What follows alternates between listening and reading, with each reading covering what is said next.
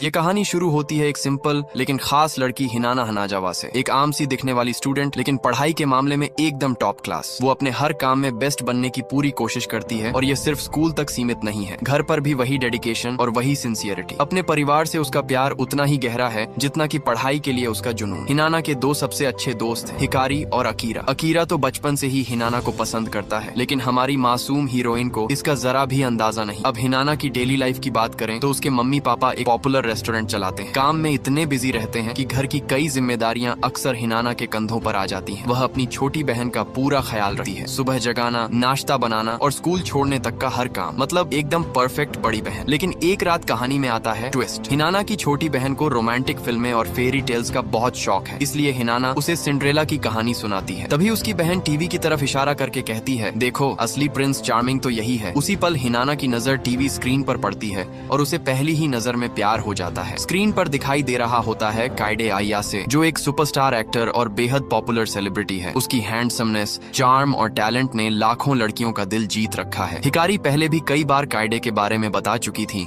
लेकिन हिनाना पढ़ाई में इतनी बिजी रहती थी कि उसने कभी ध्यान ही नहीं दिया। लेकिन किस्मत भी कभी कभी फिल्मी मोड़ लेती है। उसी रात हिकारी का फोन आता है और वह ऐसी खबर देती है जिसे सुनते ही हिनाना की खुशी का ठिकाना नहीं रहता। उनकी स्कूल को काइडे की नई फिल्म की शूटिंग के लिए चुना गया है और स्टूडेंट्स को एक्स्ट्रा के तौर पर काम करने का मौका मिलेगा। हिनाना तुरंत हिकारी से कहती है कि उसका नाम भी लिस्ट में शामिल कर दे। अगली सुबह पूरा स्कूल फिल्मी माहौल में बदल जाता है। हिनाना, हिकारी और बाकी स्टूडेंट्स शूटिंग के लिए लाइन में खड़े होते हैं। उन्हें लैब में नॉर्मल स्टूडेंट्स की तरह एक्टिंग करनी होती है। हिकारी का एक्साइटमेंट सातवें आसमान पर होता है, क्योंकि आज वह अपने फेवरेट स्टार से मिलने वाली है। वहीं हिनाना अपने दिल की बात किसी को नहीं बताती। जैसे ही लैब के अंदर जाने का समय आता है, हिनाना थोड़ी डिस्ट्रैक्ट हो जाती है और अचानक जाकर काइडे से टकरा जाती है। काइडे मुस्कुराकर माफी मांगता है और अपनी शूटिंग में वापस लग जाता है, लेकिन हिनाना वहीं की वहीं खड़ी रह जाती है। उसके लिए मानो समय रुक गया हो।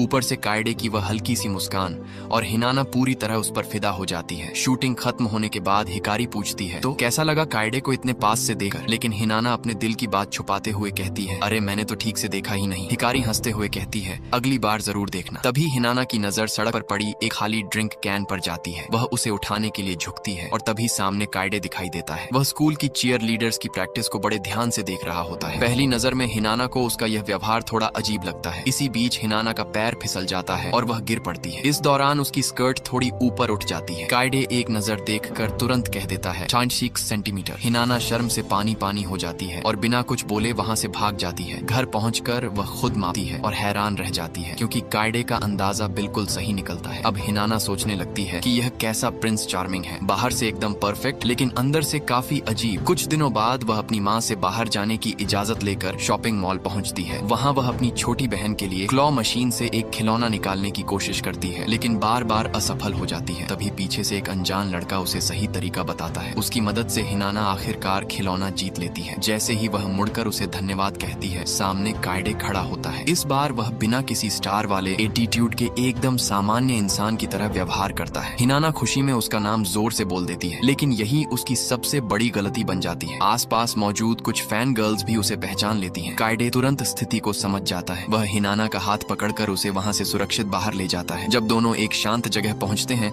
तब हिनाना उससे पूछती है, आप यहाँ मॉल में क्या कर रहे थे? काइडे मुस्कुराते हुए कहता है, शूटिंग पर जाना है, लेकिन उससे पहले थोड़ी मोटिवेशन चाहिए थी। हिनाना के पास बोलने के लिए कुछ नहीं होता। वह बस हल्का सा मुस्कुराकर कहती है, डोंट वरी, तुम्हारे चीयर लीडर्स वाले सीक्रेट के बारे में मैं किसी को कुछ नहीं बताऊंगी। फिर वह कहती है कि अब उसे जाना होगा, क्योंकि वह एक फिल्म देखने जा रही है। जैसे ही हिनाना वहाँ से जाती है, काइडे की नजर उसके जूते पर पड़ती है। उसका सोल पूरी तरह घिस चुका होता है। ये देखकर काइडे के चेहरे पर हल्की सी मुस्कान आ जाती है। कुछ देर बाद हिनाना थिएटर पहुंच जाती है। वह अपने उसी हाथ को देखती है जिसे थोड़ी देर पहले काइडे ने पकड़ा था और शर्माते हुए खुद से कहती है, अब तो ये हाथ कभी नहीं धोऊंगी। लेकिन तभी एक और फिल्मी ट्विस्ट आता है। काइडे भी उसी थिएटर में वही फिल्म देखने पहुंच जाता है। फिल्म के दौरान हिनाना बताती है कि उसे रोमांटिक फिल्में इसलिए पसंद हैं क्योंकि वे दिल को छू जाती हैं। उसे बचपन से सिंड्रेला की कहानी बेहद पसंद है। फिल्म खत्म होने के बाद हिनाना चुपके से अपने आंसू पोंछ रही होती है। तभी काइडे उसकी तरफ अपने जूते बढ़ा देता है। उसने पहले ही देख लिया था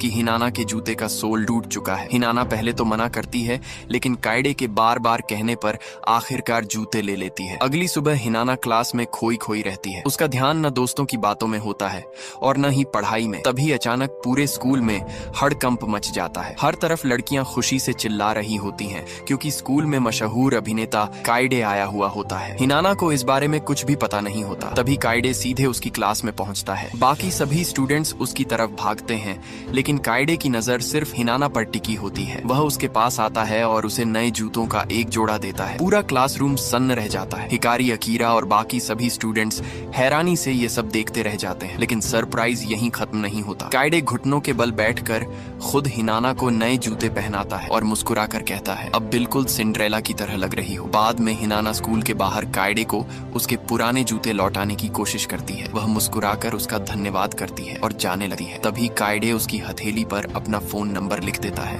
और कहता है, मुझे कॉल करना। उस रात हिनाना खुशी खुशी उसे कॉल करती है, लेकिन नंबर बंद निकलता है। उसका दिल टूट जाता है और उसे लगता है कि शायद काइडे ने उसके साथ मजाक किया था। दूसरी तरफ काइडे अपनी एक्स गर्लफ्रेंड शू के साथ डिनर पर होता है। दोनों अब अच्छे दोस्त हैं और जल्द ही एक नई फिल्म में साथ काम करने वाले हैं। इधर हिनाना उदास होकर अपनी हथेली से वह नंबर मिटाने लगी है। उसे लगता है कि काइडे ने सिर्फ उसके जज्बातों से खेला है। अगले दिन काइडे अपनी शूटिंग वैन में तैयार हो रहा होता है। उसका मैनेजर उसे समझाता है कि एक सुपरस्टार की हर छोटी बड़ी हरकत लोगों की नजर में होती है और एक गलती भी उसकी इमेज को नुकसान पहुंचा सकती है। लेकिन तभी काइडे की नजर सड़क पर चल रही हिनाना पर पड़ती है। वह तुरंत वैन से कर उसके पास पहुंच जाता है और पूछता है, तुमने मुझे कॉल क्यों नहीं किया? हिनाना अपना कॉल लॉग दिखाती है। तब काइडे को एहसास होता है कि उसने गलती से अपना पुराना नंबर लिख दिया था। वह उसका फोन लेकर सही नंबर सेव करना चाहता है, लेकिन हिनाना गुस्से में फोन खींचते हुए कहती है, मेरे जज्बातों से मत खेलो। पहले तुम्हारे लिए कुछ फीलिंग्स थी, लेकिन अब कुछ नहीं बचा। हिनाना वहाँ से जाने लगती है, लेकिन काइडे उसका हाथ पकड़ लेता है। फिर मुस्कुराकर कहता है, उम्मीद रखना कभी गलत नहीं होता। इसके बाद वह मास्क पहने हुए ही हिनाना को एक हल्का सा किस कर देता है। हिनाना पूरी तरह हैरान रह जाती है। तब काइडे अपने दिल की बात बताते हुए कहता है कि जिस दिन उसने पहली बार हिनाना को देखा था, उसी दिन से वह उसका नाम जानना चाहता था, क्योंकि उसे पहली नजर में ही उससे प्यार हो गया था। इतना सच्चा इजहार सुनकर हिनाना भी पिघल जाती है और आखिरकार अपना नाम उसे बता देती है। अगले दिन हिनाना अपनी डेट की तैयारी में लगी होती है। वह बड़े ध्यान से अपने कपड़े चुन रही होती है, क्योंकि आज उसकी काइडे के साथ पहली डेट है। तभी अकीरा फूलों का गुलदस्ता लेकर वहां पहुंच जाता है और हिनाना की तैयारियां देखकर हैरान रह जाता है। कुछ देर बाद हिनाना खूबसूरत ड्रेस पहनकर काइडे की वैन का इंतजार करती है। जैसे ही वह आता है, हिनाना मुस्कुराकर पूछती है, तो बताइए आज हमारी डेट कहाँ होने वाली है? लेकिन काइडे सिर्फ मुस्कुराता है और कहता है, बस देखती जाओ। इसके बाद वह हिनाना को अपने लग्जरी अपार्टमेंट ले जाता है। वहाँ की भव्यता देखकर हिनाना हैरान रह जाती है। काइडे उसे बताता है कि उसने आज तक किसी भी लड़की को अपने घर नहीं बुलाया। इसके बाद दोनों साथ में काफी अच्छा समय बिताते हैं, ढेर सारी बातें करते हैं, काइडे के पुराने बैंड की तस्वीरें देखते हैं और साथ में लंच भी करते हैं। कुछ देर बाद काइडे कहता है, क्यों ना कोई फिल्म देखी जाए। दोनों साथ बैठकर फिल्म देखने लगते हैं, लेकिन फिल्म के दौरान काइडे सोने का नाटक करने लगता है। हिनाना झिझकते हुए उसे हल्के से छूती है। तभी काइडे अचानक आंखें खोल देता है और उसे अपनी ओर खींच लेता है। माहौल थोड़ा रोमांटिक हो जाता है और ऐसा लगता है कि दोनों एक दूसरे को किस करने वाले हैं। लेकिन तभी दरवाजा खुलता है और काइडे का मैनेजर अंदर आ जाता है। वह गुस्से में पूछता है, ये क्या चल रहा है और ये लड़की कौन है? बिना एक पल गंवाए काइडे जवाब देता है, ये मेरी गर्लफ्रेंड है। ये सुनकर सिर्फ मैनेजर ही नहीं बल्कि हिनाना भी पूरी तरह हैरान रह जाती है। तभी मैनेजर हिनाना से उसकी उम्र पूछता है। हिनाना जवाब देती है, मैं 16 साल की हूँ। ये सुनते ही मैनेजर के होश उड़ जाते हैं। हिनाना के जाने के बाद मैनेजर काइडे पर बुरी तरह नाराज होता है। वह समझाता है कि इस तरह का रिश्ता उसके करियर के लिए बहुत बड़ा खतरा बन सकता है। वैसे भी इस समय उसके पास कई फिल्मों की शूटिंग चल रही है। लेकिन काइडे शांत रहते हुए कहता है, मेरी जिंदगी है, इसलिए फैसला भी मेरा होगा। अगले दिन हिनाना पूरी तरह ड्रीमी मूड में रहती है। काइडे के यह मेरी गर्लफ्रेंड है वाले शब्द उसके दिमाग से निकल ही नहीं रहे होते। वह हर समय खुद को उसकी गर्लफ्रेंड के रूप में सोचकर मुस्कुराती रहती है, लेकिन उसकी खुशी ज्यादा देर तक नहीं टिकी। काइडे का मैसेज आता है कि लगातार शूटिंग की वजह से वह कुछ दिनों तक उससे नहीं मिल पाएगा। अब खाली समय मिलने पर हिनाना वीकेंड में अकीरा की फैमिली की फूलों की दुकान पर उसकी मदद करने चली जाती है। वहीं काम करते करते अकीरा आखिरकार अपने दिल की बात कह देता है। वह बताता है कि वह बचपन से उससे प्यार करता है और भविष्य में उसी से शादी करना चाहता है, लेकिन हिनाना उसकी बात को मजाक समझकर हंसकर टाल देती है। उसी दौरान दुकान पर एक बड़े फिल्म प्रोडक्शन हाउस से फूलों का ऑर्डर आता है। फूल पहुंचाने की जिम्मेदारी हिनाना को मिलती है। जब वह शूटिंग लोकेशन पर पहुंचती है तब उसे पता चलता है कि वहां काइडे अपनी नई फिल्म की शूटिंग कर रहा है। तभी उसकी आंखों के सामने ऐसा दृश्य आता है जो उसका दिल तोड़ देता है। वह देखती है कि काइडे अपनी एक्स गर्लफ्रेंड शू को किस कर रहा है। हालांकि यह सिर्फ फिल्म का एक सीन होता है, लेकिन हिनाना के लिए यह किसी दिल टूटने से कम नहीं होता। वह उदास होकर वहां से जाने लगती है। काइडे उसे देख लेता है और तुरंत उसके पीछे जाता है। वह उसे एक प्राइवेट जगह ले जाकर समझाता है कि वह सिर्फ शूटिंग का हिस्सा था और उसके दिल में हिनाना के अलावा किसी और के लिए कोई जगह नहीं है। हिनाना उसकी बात समझ जाती है और वादा करती है कि वह आगे से उसके प्रोफेशनल काम और निजी जिंदगी को कभी नहीं मिलाएगी। हिनाना की समझदारी से खुश होकर काइडे प्यार से उसकी नाक को हल्का सा काट लेता है और मुस्कुराकर कहता है, अब से मेरी गर्लफ्रेंड के आसपास कोई दूसरा लड़का नहीं घूमेगा। लेकिन यह पूरा रोमांटिक पल दूर खड़ी शू देख लेती है। उसके चेहरे से साफ पता चल रहा होता है कि उसे यह सब बिल्कुल पसंद नहीं आया। कुछ दिनों बाद काइडे हिनाना को कॉल करके डेट पर चलने के लिए पूछता है, लेकिन हिनाना विनम्रता से मना कर देती है क्योंकि उसी दिन अकीरा का जन्मदिन होता है और वह उसकी पार्टी में जाने वाली होती है। काइडे उसकी बात समझ जाता है, लेकिन मुस्कुराकर कहता है, कोई बात नहीं, मेरे पास भी एक प्लान है। आखिरकार अकीरा के जन्मदिन का दिन आ जाता है। पार्टी शुरू होने से पहले हिकारी उसे हिम्मत देती है कि आज वह अपने दिल की बात हिनाना से जरूर कह दे। लेकिन जैसे ही पार्टी शुरू होती है वहाँ सबसे बड़ा सरप्राइज इंतजार कर रहा होता है। अचानक काइडे वहाँ पहुँच जाता है। उसे देखकर सभी के होश उड़ जाते हैं और हिनाना भी पूरी तरह हैरान रह जाती है। फिर सबके सामने काइडे मुस्कुराते हुए ऐलान करता है कि वह और हिनाना अब एक दूसरे को डेट कर रहे हैं। ये सुनकर हिकारी खुशी से झूम उठती है, लेकिन अकीरा का दिल अंदर ही अंदर पूरी तरह टूट जाता है। अकीरा को अच्छी तरह समझ आ जाता है कि काइडे जैसे सुपरस्टार के सामने उसकी कोई बराबरी नहीं है। पार्टी का माहौल तो सामान्य रहता है, लेकिन जब दोनों लड़कों को अकेले बात करने का मौका मिलता है तब अकीरा काइडे से सीधा सवाल करता है, क्या हिनाना के लिए तुम्हारी फीलिंग्स सच में सच्ची हैं? अगर नहीं तो उससे दूर रहो। काइडे समझ जाता है कि अकीरा भी हिनाना से प्यार करता है, इसीलिए वह पूरे आत्मविश्वास से जवाब देता है, मैं उसके बारे में बिल्कुल सीरियस हूँ। अकीरा भी पीछे हटने वालों में से नहीं होता। वह कहता है, तो फिर मुकाबला बराबरी का होगा, क्योंकि मैं भी हार नहीं मानूंगा। पार्टी खत्म होने के बाद जब हिनाना काइडे को गुड बाय कह रही होती है तब काइडे मुस्कुराकर कहता है, लगता है अब तुम्हारे प्यार के लिए मुकाबला शुरू हो गया है, लेकिन मैं हारने वाला नहीं हूँ। अगले ही दिन हिनाना काइडे के अपार्टमेंट पहुँचती है। जैसे ही दरवाजा खुलता है वह उसे आधे कपड़ों में देखकर घबरा जाती है और तुरंत अपनी आंखें बंद कर लेती है। काइडे हमेशा की तरह उसे छेड़ने लगता है और दोनों के बीच प्यारी सी नोक झोंक शुरू हो जाती है। कुछ देर बाद काइडे अपनी रिलेशनशिप को एक कदम आगे बढ़ाते हुए अपने अपार्टमेंट की चाबी हिनाना को दे देता है। वह कहता है, जब भी अकेलापन महसूस हो बिना झिझक यहाँ आ जाना। ये सुनकर हिनाना की खुशी का ठिकाना नहीं रहता, लेकिन इस खूबसूरत रिश्ते के पीछे कुछ दर्द भी छिपा होता है। कुछ दिनों बाद काइडे अकेले एक रेस्टोरेंट में खाना खा रहा होता है। तभी उसकी नजर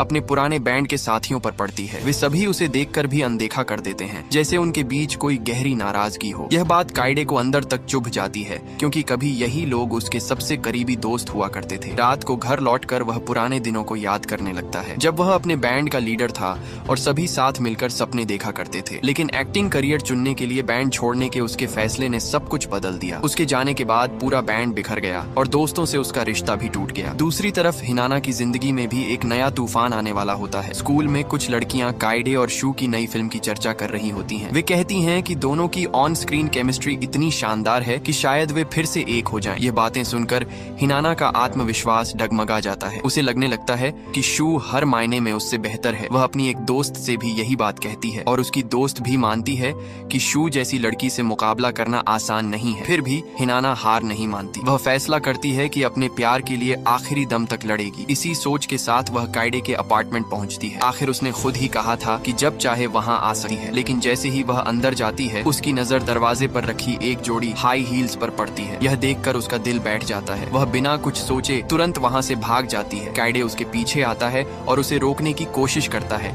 लेकिन हिनाना गुस्से में कह देती है, अब मुझे तुमसे कुछ भी नहीं सुनना। मुझे लगा था तुम मुझसे प्यार करते हो, लेकिन शायद मैं गलत थी। इस घटना के बाद हिनाना पूरी तरह टूट जाती है। वह कई दिनों तक अपने कमरे से बाहर तक नहीं निकलती। जब अकीरा को उसके बारे में पता चलता है तो वह तुरंत उसके घर पहुंचता है। वह हिनाना को संभालते हुए कहता है कि अब काइडे के बारे में सोचना छोड़ दे, क्योंकि वह सिर्फ उसे तकलीफ दे रहा है। इसी दौरान अकीरा पहली बार साफ शब्दों में अपने प्यार का इजहार कर देता है। हिनाना ये सुनकर हैरान रह जाती है, क्योंकि उसने अकीरा को हमेशा सिर्फ एक अच्छे दोस्त की तरह देखा था। उसके चुप रहने पर अकीरा समझ जाता है कि शायद उसने बहुत जल्दी सब कह दिया, इसलिए वह उसे थोड़ा समय और स्पेस देने का फैसला करता है। कुछ दिनों बाद बाद स्कूल में दोनों आमने सामने आते हैं। दोनों के बीच एक अजीब सी खामोशी और झिझक साफ महसूस होती है। उसी शाम हिनाना की मुलाकात शू से होती है। शू खास तौर पर उससे मिलने आई होती है। दोनों बैठकर खुलकर बात करती हैं। शू सीधे कहती है कि वह अब भी काइडे से प्यार करती है और चाहती है कि हिनाना उससे दूर हो जाए। हिनाना पहले तो यह बात मानने को तैयार हो जाती है क्योंकि उसे लगता है कि शू उसके मुकाबले हर तरह से बेहतर है, लेकिन फिर वह हिम्मत जुटाकर कहती है, फैसला करने से पहले मैं काइडे को और अच्छी तरह समझना चाहती हूँ, उसके साथ थोड़ा और वक्त बिताना चाहती हूँ। हिनाना की ईमानदारी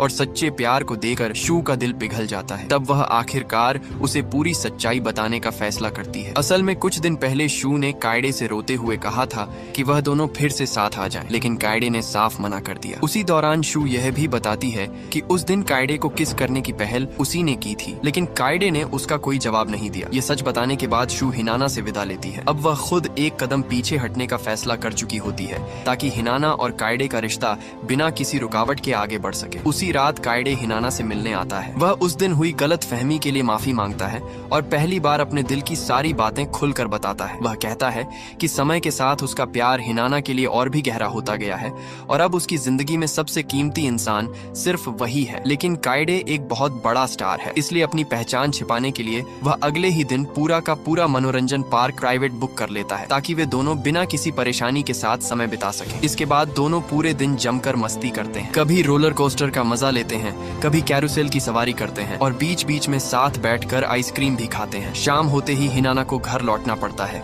क्योंकि उसे अपनी छोटी बहन की देखभाल करनी होती है। डेट खत्म होने से पहले काइडे उसे एक खास तोहफा देता है। पहले तो हिनाना को लगता है कि शायद काइडे उसे किस करने वाला है, लेकिन जब वह आंखें खोलती है तो देखती है कि काइडे ने उसे एक खूबसूरत नेकलेस गिफ्ट किया है जिसमें सिंड्रेला की याद दिलाने वाला एक छोटा सा जूते के आकार का पेंडेंट लगा होता है। मुस्कुराते हुए काइडे कहता है, I am really happy to be your boyfriend. इसके साथ ही दोनों का रिश्ता और भी मजबूत हो जाता है। अब उनकी जिंदगी प्यार, हंसी और खूबसूरत यादों से भर जाती है। नई नई जगह घूमना, मूवी डेट्स और साथ बिताए हर पल उनके रिश्ते को और गहरा बना देते हैं। लेकिन हर खुशहाल कहानी की तरह उनकी जिंदगी में भी मुश्किलें दस्तक देती हैं। एक दिन मीडिया में सनसनी फैल जाती है। एक रिपोर्टर खुलासा करता है कि मशहूर अभिनेता काइडे एक स्कूल गर्ल को डेट कर रहा है। जाहिर है ये खबर उसके करियर के लिए बहुत बड़ा खतरा बन सकती थी। इसी दौरान काइडे के अतीत की सच्चाई भी सामने आती है। उसने बैंड इसलिए नहीं छोड़ा था कि वह सिर्फ एक्टर बनना चाहता था, बल्कि उसके गले में गंभीर समस्या हो गई थी जिसकी वजह से वह पहले की तरह गा नहीं सकता था। उसने लंबे समय तक ये बात सबसे छिपा कर रखी, लेकिन जब सर्जरी करवाना जरूरी हो गया और बैंड का इंटरनेशनल टूर करीब आ गया, तब उसने अपने साथियों को पूरी सच्चाई बताई। उसे लगा कि ग्रुप छोड़ देना ही सबसे सही फैसला होगा ताकि उसके दोस्त बिना किसी रुकावट के आगे बढ़ सकें। ये सब जानने के बाद उसका मैनेजर भी भावुक हो जाता है और वादा करता है कि अब वह हर कदम पर काइडे का साथ देगा। उधर हिनाना सारी बातें सोचकर खुद को ही इस परेशानी की वजह मानने लगती है। अगले दिन वह काइडे से मिलती है और उससे माफी मांगती है। वह कहती है कि शायद उसी की वजह से उसकी जिंदगी में इतनी परेशानियां आई हैं, इसलिए अब समय आ गया है कि उनकी यह खूबसूरत फेरी टेल यहीं खत्म हो जाए। आंसुओं के साथ हिनाना उससे रिश्ता तोड़ देती है। सबसे दुख की बात यह होती है कि उसी दिन काइडे का जन्मदिन भी होता है। कुछ समय बाद काइडे एक प्रेस कॉन्फ्रेंस करता है। वहाँ वह सबके सामने स्वीकार करता है कि वह एक स्कूल गर्ल को डेट कर रहा था, लेकिन अब वह इस रिश्ते को खत्म कर चुका है और आगे से अपना पूरा ध्यान सिर्फ अपने करियर पर देगा। टीवी पर यह प्रेस कॉन्फ्रेंस देखकर हिनाना का दिल पूरी तरह टूट जाता है। हिनाना अकेले छत पर जाकर बैठ जाती है। तभी अकीरा वहाँ आता है और उसे हौसला देते हुए कहता है, अगर रोना है तो खुलकर रो लो, मैं हमेशा तुम्हारे साथ रहूंगा, एक सच्चे दोस्त की तरह। यहीं से कहानी सीधे 3 साल आगे बढ़ जाती है। अब काइडे एक इंटरनेशनल अवार्ड जीत चुका होता है और उन गिने चुने जापानी एक्टर्स में शामिल हो जाता है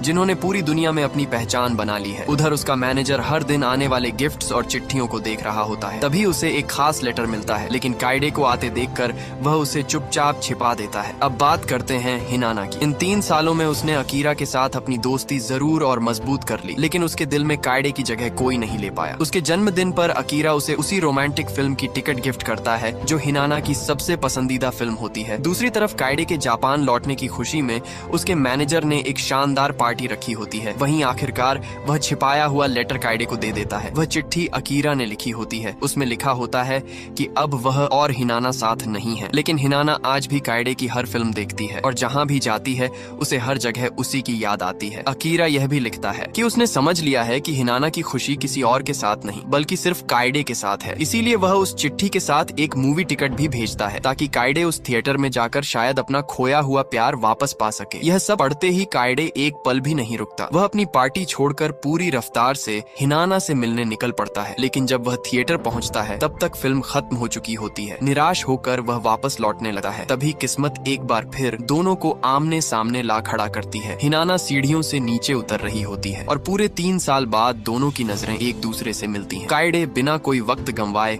अपने दिल की बात कह देता है। मैंने खुद से वादा किया था कि जब मैं तुम्हारे प्यार के काबिल बन जाऊंगा तब सबसे पहले तुम्हें ढूंढने आऊंगा। इसके बाद वह हिनाना को एक खास तोहफा देता है, चमचमाते नए जूतों की एक जोड़ी। ये जूते सिर्फ एक गिफ्ट नहीं बल्कि उस सिंड्रेला वाली फेरी टेल का प्रतीक होते हैं जिससे उनकी प्रेम कहानी शुरू हुई थी। हिनाना की आंखें नम हो जाती हैं। अगले ही पल दोनों एक दूसरे को गले लगा लेते हैं और लंबे समय बाद अपने प्यार को एक खूबसूरत किस के साथ पूरा करते हैं। इसी भावुक और खूबसूरत पल के साथ इस रोमांटिक कहानी का अंत हो जाता है। अगर आपको यह कहानी पसंद आई हो तो वीडियो को लाइक करें, चैनल को सब्सक्राइब करें और बेल आइकन जरूर दबाएं ताकि ऐसी ही शानदार कहानियां आप सबसे पहले देख सकें। मिलते हैं अगली वीडियो में। धन्यवाद।